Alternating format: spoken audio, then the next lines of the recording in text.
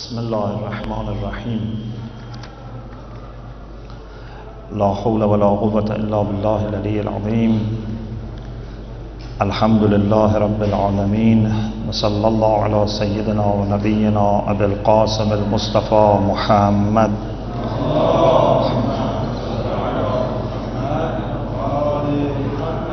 وعلى آله الطيبين الطاهرين لا سيما بقية الله في الأرضين أجل الله تعالى فرجه الشريف وجعلنا من أعوانه وأنصاره. السلام عليك يا فاطمة، السلام عليك يا بنت رسول الله ورحمة الله وبركاته. In the previous session we discussed the concept of wisdom according to the experts of Arabic terminology and lexicons, and to some of the ideas which are mentioned by them I can refer to the following items. Of course, if you were not present in the last week, so you can listen later to the details, but just to have some idea, in the great works in this field, like Al-Ain, like Lisan al-Arab, Majmu' al-Bahrain, Tahqiq fi Kalimat al-Quran, Mufradat al-Irad al-Islamani, when they want to define wisdom, they cannot define it by using just one word. So they mention different things. And altogether, I can mention the following things. One is knowledge. You find very much they stress on knowledge. The second is understanding. The third is that wisdom stops the person who has wisdom from doing bad actions. The fourth is that wisdom should be in compliance with truth. The fifth is that wisdom comes with the selection of the best choice. And some of them have also mentioned justice and patience. So the first 5 elements are mentioned more or less by all of them, and some of them also add justice, observance of the rights of people or different parties involved, as well as patience and forbearance. Then we started talking about the views of the great contemporary commentators or exegetes of the Quran, starting with the late Allama Tabatabai, may Allah elevate his soul. If you remember, we said that the great Allama Tabatabai in different parts of Al-Mizan has mentioned his understanding of wisdom. Altogether, he mentions the following things. So throughout Al-Mizan, the ideas of Allama Tabatabai can be summed up as follows. Sometimes he says wisdom refers to the true propositions, and by true we mean those propositions which correspond to the reality. Al-qadaya al-haqqa al-mutabiqa lil-waqi'. So those true propositions or statements which correspond to the reality, to the external world. But with a condition. It's not that everything which is true is counted as wisdom. It must also be related to human happiness. So anything which is true and also can bear on our happiness and salvation. And then he mentions 2 examples. One is the religious doctrines, religious teachings, because by following these teachings we can secure our happiness in the hereafter as well as in this world. The second thing is those items of knowledge that may not be primarily related to religion, but they can have some impact on our pursuit of happiness, like something about this world, about the nature that we have to know. so that we can benefit from the blessings of Allah in this world, like something about maybe, for example, economics, something about sociology or psychology, something that we have to know which are true, and in a way or another they finally relate to our pursuit of happiness. But it's something which has nothing to do with our happiness, even if it is true, it's not counted as wisdom. In another place, the late Allama Tabatabai says, wisdom is the knowledge which is beneficial. Al-ma'rifah an-nafi'ah. So a beneficial knowledge which is related to our beliefs or our practice. Al-ma'rifah an-nafi'ah al-muta'alliqa bil-i'tiqad aw al-amal. Also in another place, when he comments on the verse ud'u ila sabili rabbika bil hikmati wal maw'izati al hasanah wajadilhum billati hiya ahsan, he goes a little bit far from this and says wisdom here refers to burhan, to demonstration. As you know, there are different types of arguments in logic. The best, the most certain type of argument is al-burhan, demonstration. So he says hikmah here may refer to demonstration.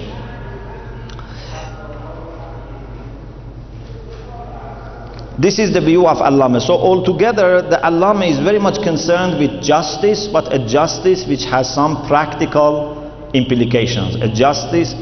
Knowledge which has practical implications, something that helps us to achieve our happiness. The great Ayatollah Makarim Shirazi also in his Tafsir Namune interprets wisdom as knowledge, understanding, and he says that the reason knowledge and understanding and science and logic are called wisdom is because they stop someone from doing ugly actions. If you remember, we said in Arabic hikmah comes from hakama, and that is the metal piece that they put in the mouth of the horse or camel to control and to tame it. So altogether we can say that according to the commentators of the Quran, these are the most important factors in wisdom. Knowledge, to be beneficial, to be helpful in our pursuit of happiness, and to be able to keep us away and safe from corruption and mischief. Now let us move on to the hadith. So knowing the concept of wisdom according to the Quran, then the view of the Arab linguists, and then the commentators of the Quran. Now let's move on to the hadith. And in hadith we can find many ideas which can confirm what we have said so far, but can take us even further. First, about some hadiths related to some verses of the Quran which talk about wisdom, then about general hadiths. In Surah in Surah Nisa number 54, there is a story about the family of Ibrahim. Allah subhanahu wa ta'ala refers to the family of Ibrahim and says, فَقَدْ آتَيْنَا آلَ إِبْرَاهِيمَ Al-Kitab wal-Hikmah. We have given to the family of Ibrahim, whether it is through Ishmael, or through Ishaq, Isaac, we have given this family the book and wisdom. Imam Sadiq alayhi salam says that al-hikmah, wisdom here, means al-fahm wal-qada, understanding and judgment. So Allah is telling us that He has given the knowledge of the book to the family of Ibrahim, Allah Nabiyana wa alayhi wa salam, and the ability to understand and then judge accordingly. You cannot judge properly unless you understand. So only the people of understanding can judge. And commenting on the verse in Surah Luqman, وَلَقَدْ آتَيْنَا لُقْمَانَ الْحِكْمَةِ أَنِ اشْكُرْ لِلَّهِ. Imam Kazim alayhi salam told Hisham in a famous hadith which you find in Al-Kafi, the first volume of Kafi. Imam said, Al-Hikmah here means understanding and intelligence. Al-Fahmu wal-Aql. In a hadith from Imam Baqir alayhi salam commenting on the same verse, Imam said hikmah means al-ma'rifah, is knowledge. In another hadith, Imam Baqir alayhi salam told Abu Basir, hikmah means obedience and knowing the Imam. So you may be surprised why different things are mentioned, but you shouldn't, I think, be that much surprised, because it's very difficult to define wisdom only by one word or two words. So depending on what was needed in that context, Imam referred to different aspects of wisdom. So these are all included, but none of them can be the exact equivalent to wisdom. And then I have been thinking about many hadiths. I have here more than maybe 20-25 hadiths, and I mentioned my understanding of wisdom according to hadith, not my final understanding. And then I only mentioned some of the hadiths because the time is very limited, but inshallah you can yourself follow it up. So before I mention some of the hadiths, I want to mention the things that you can find in hadith so that you bear in mind. And then when we listen to these hadiths, you can somehow refine your understanding of wisdom. These are the things that you find in hadith about wisdom. There are about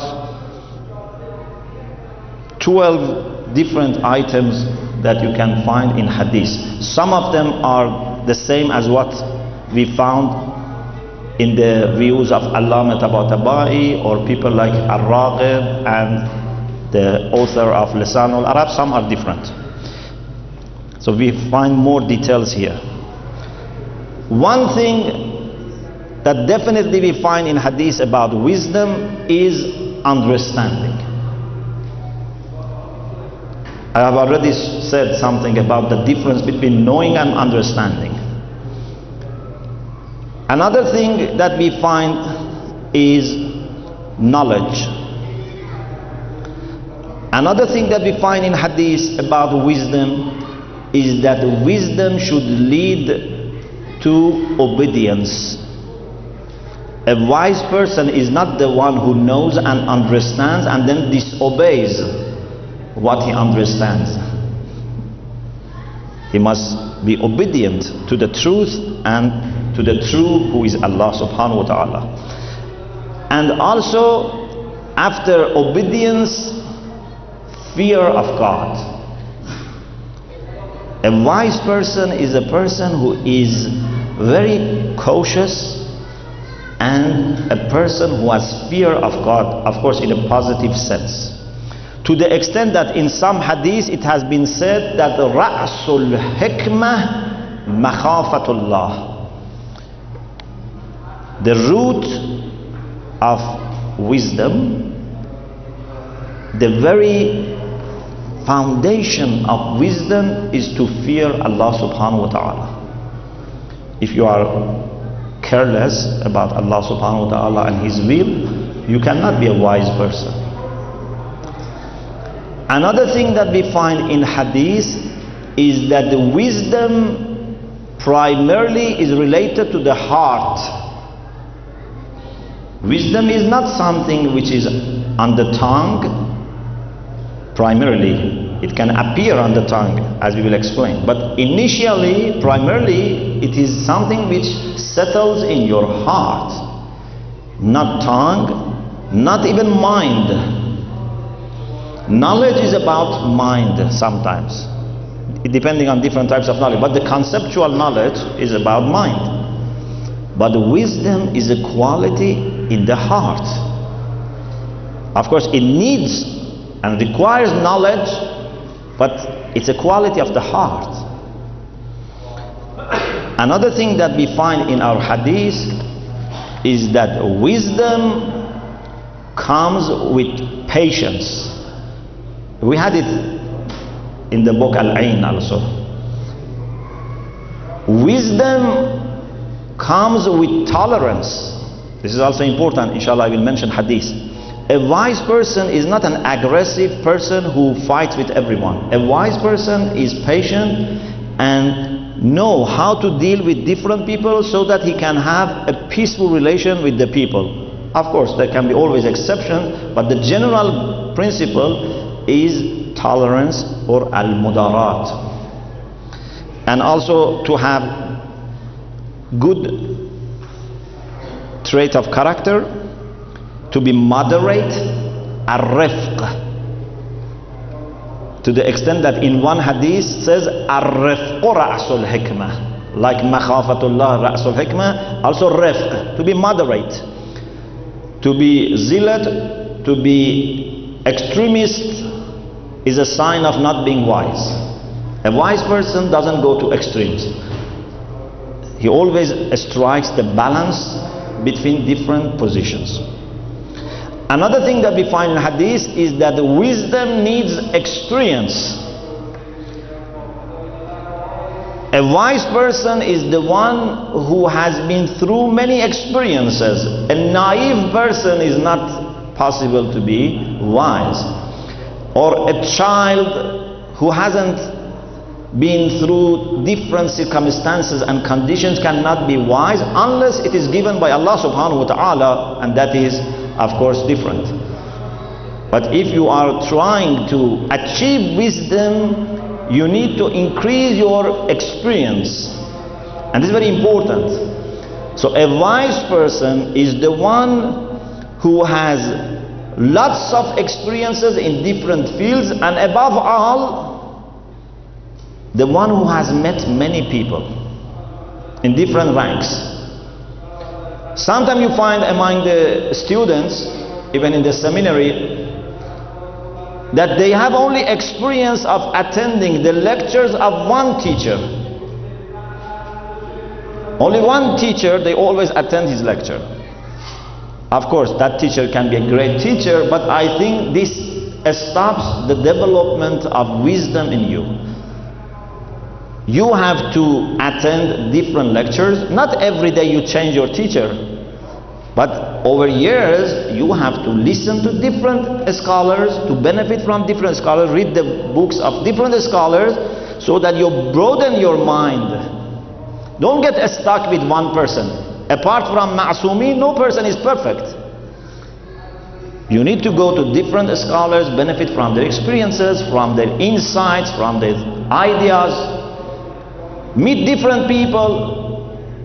There are people who never leave their own town. To travel, to visit people of your own country, or people of other countries, people of your faith or people of other faith, it's very helpful in having the ability to be given wisdom by Allah subhanahu wa ta'ala. So you need lots of experiences to be able to meet the people from different ages. If you are a person who always meets the people of his own age, again your experience will be limited. You have to meet and be in touch with people of different ages, different backgrounds. If you always meet seminarians, or you always meet the people who are in the market and business people, or you always meet the farmers, these people are all respected, but just to meet one group of people and not be in touch with the rest of the community and society stops you from having enough experiential ground for having wisdom. So to be experienced is very important, and I wish we could have just one lecture on this. The other thing which is very important about wisdom, and you find it in many hadiths, inshallah I will mention some, is that you need to have control over your appetites, over your lusts, your lower desires. A person who eats whatever he wishes, who drinks whatever he wishes, does whatever he wishes, goes after his or her instincts and desires, cannot be a wise person. You have to control your appetites and your anger so that you can be given wisdom. Another thing that we find in our hadith is that to be wise, you have to keep away from deception. Don't deceive yourself or others. Unfortunately, sometimes people cheat. Sometimes people try to deceive. Even sometimes we deceive ourselves. Sometimes we deceive ourselves because we don't want to admit our problems and mistakes, so it's easier to say that I have been right, I have not been guilty. So we deceive ourselves and cover up the truth so that we cannot blame ourselves. A wise person, or a person who has ambition of becoming wise, must keep away from anything which is not truthful, cheating or deception. Another thing that you find very much related to wisdom is to experience hunger, al-ju'. You find in many hadiths that one of the benefits of fasting is wisdom. I'm not saying that you should not eat so that you become ill or weak, but we should eat just as much as we need our health, for our health. Also silence. A wise person is a person who doesn't speak that much. And to be able to be given wisdom, also you need to gain this quality.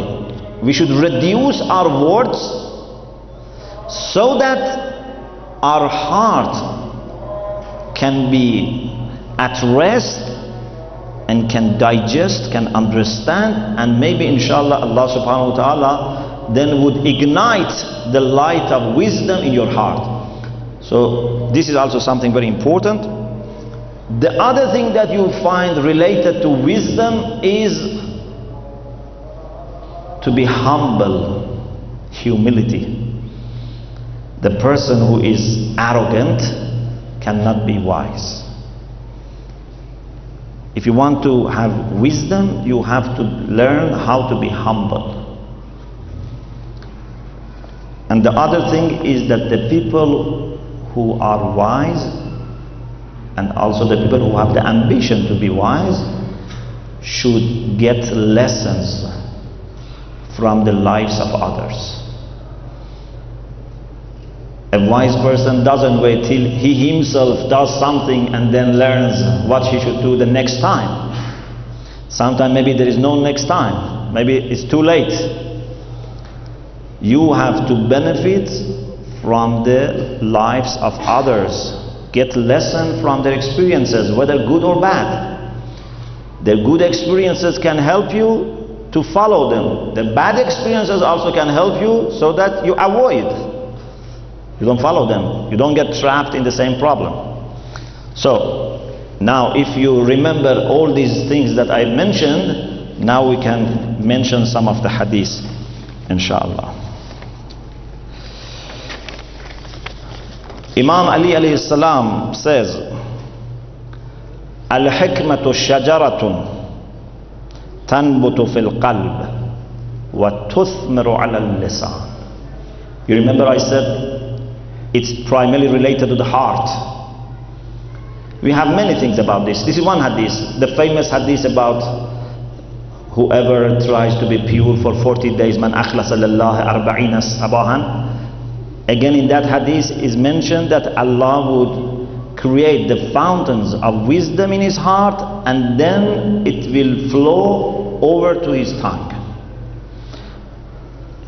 Wisdom is a tree which grows in the heart and bears its fruits on the tongue. So sometimes we see people say wise words, wise sayings.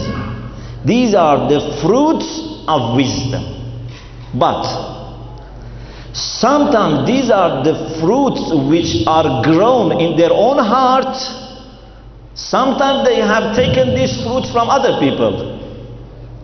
You understand? So sometimes this person himself is a wise person, and these are natural outcomes of what is happening in his heart. And sometimes maybe even a bad person, maybe a hypocrite, a polytheist, even a mushrik, as we have in our hadith, may have some words of wisdom.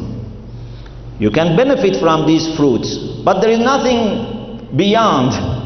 These are the fruits, but in the heart there is no light, there is no wisdom. So don't be deceived if you see that some people, or even some schools of thought, or some religious traditions in the east or west, sometimes they have some wise ideas, but this doesn't mean that everything else is okay. This can be just some words of wisdom that they have learned from other sources, not necessarily received from Allah subhanahu wa ta'ala. Another thing is quoted from the Prophet Jesus, Isa ala nabiyina wa alihi wa salam, in our sources. Inna al-hikmah nuru kulla qalb. Wisdom is the light for every heart. There is no heart which can say, I don't need wisdom. Any heart without wisdom would be dark. If you want to enlighten and to revive your heart, you have to listen to wise words, and then inshallah plan for yourself being given wisdom. First, with wise words, with tara'iful hikam, revive and give energy to your heart, and then inshallah your heart by itself should start growing wisdom. The Prophet Muhammad sallallahu alaihi wasallam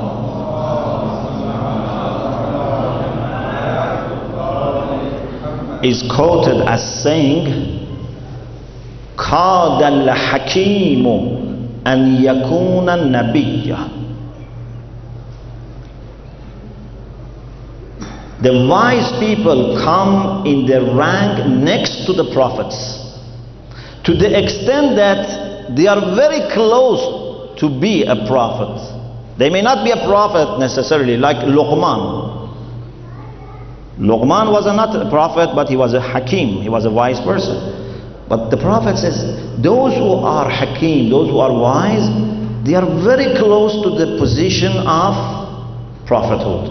And this is why I said they come in the rank next to the prophets. What do you expect from a prophet?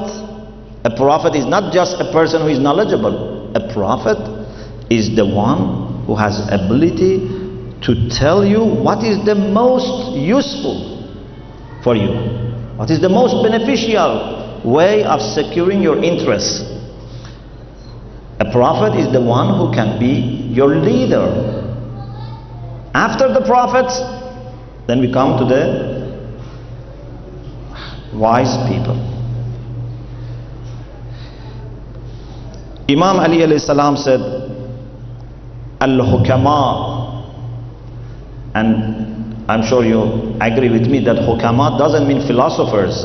Sometimes we translate hikmah as philosophy, but philosophy does not necessarily lead to wisdom, hopefully, but not necessarily. Al-Hukama أَشْرَفُ النَّاسِ نَفْسًا. They are the noblest of people in their soul, in their character, the noblest of people. Because hikmah, as we said, stops you doing anything bad. So you become noble. وَأَكْثَرُهُمْ صَبْرًا. They are the greatest in patience. وَأَسْرَعِهِمْ عَفْوًا.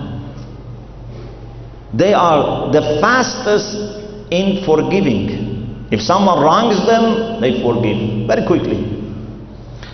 وَأَوْسَعِهِمْ أَخْلَاقًا.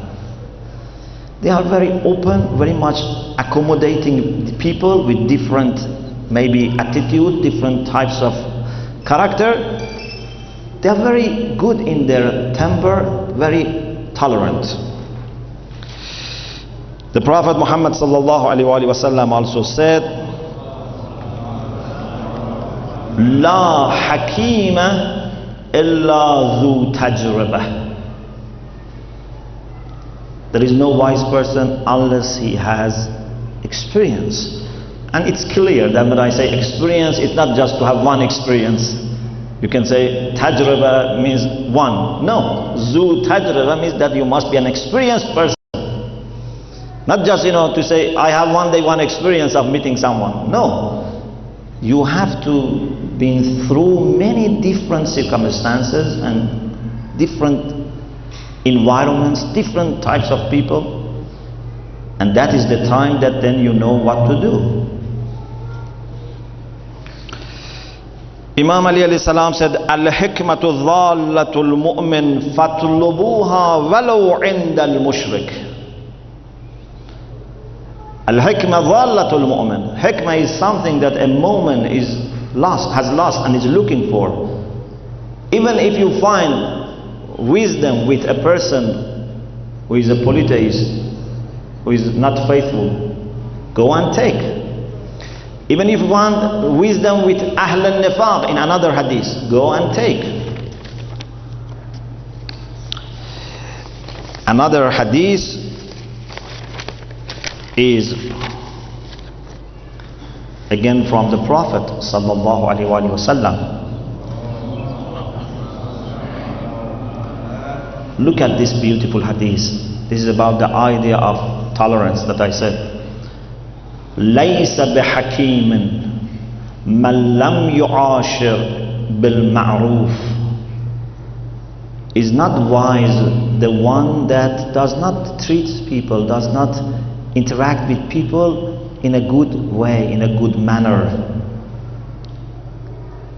مَنْ لَمْ يُعَاشِرْ بِالْمَعْرُوفِ مَنْ لَا بُدَّ لَهُ مِنْ مُعَاشَرَتِهِ. He tries to have good relation with whoever he has to have relation with. You cannot always choose. Maybe this is your neighbor who is always making troubles for you. Maybe is your colleague, maybe is your boss, maybe is a shopkeeper, or you are a shopkeeper, your client is a troublemaker. Maybe is a student, maybe is a teacher, maybe is your husband, your wife, your children, I don't know. You have to have these relations. You cannot isolate yourself and live in a cave. You have to have different types of relations. A wise person is the one who knows what is the best way of keeping these relations. حَتَّى يَجْعَلَ اللَّهُ لَهُ مِنْ ذَلِكَ مَخْرَجًا. Till Allah subhanahu wa ta'ala shows him a way out. Maybe you have a friend, you have a neighbor, a roommate, a classmate, I don't know, a spouse who is always annoying you. You have, for the time being, tried to be very peaceful, very comfortable, so that inshallah maybe this problem is sorted out. Also Imam Ali alayhi salam said, لَيْسَ الْحَكِيمُ مَنْ لَمْ يُضَارِ مَنْ لَا يَجِدُ بُدًّا مِنْ مُدَارَاتِهِ.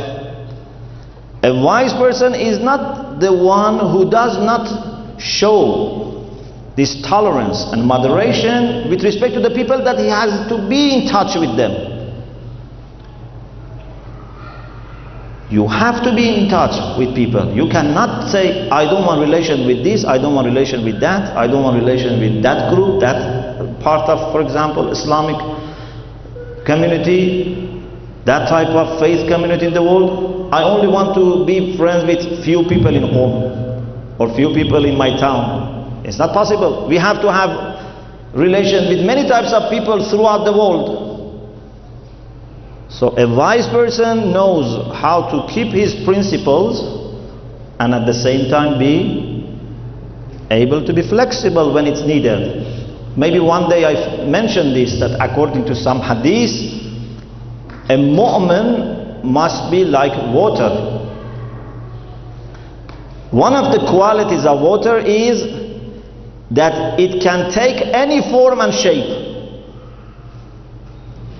If you have a cup or a pot or a tray or anything, water says, I am at your service. I go inside. I don't make any complaint. But then it remains as it is. It remains as water without losing anything. But if you are a piece of wood or iron, when they want to put you inside the container and you refuse, they make you into pieces. They destroy you and force you to go there, and then you are no longer what you used to be. So this means that you have to learn how to be flexible with respect to the things which are not that much important, and how to be committed to your principles. Unfortunately, sometimes we make everything a principle. Even if my pillow is changed or my dinner is changed, the whole world, goes into disaster for me. You have to be very wise to realize what are those things that we cannot compromise about, and what are those many things that Islam gives us opportunity to be flexible.